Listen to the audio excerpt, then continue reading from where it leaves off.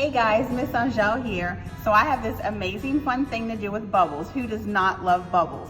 So all you need is to grab a cup, a plastic cup, or if you don't have a cup, I found a Gatorade bottle.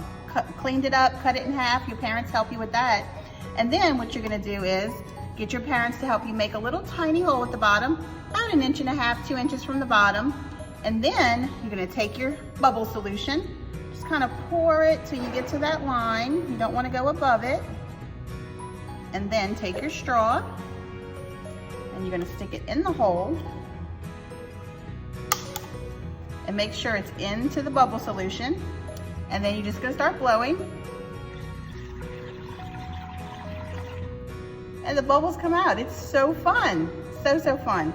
And this one we did with a bigger straw. All right kids, I hope you guys have fun.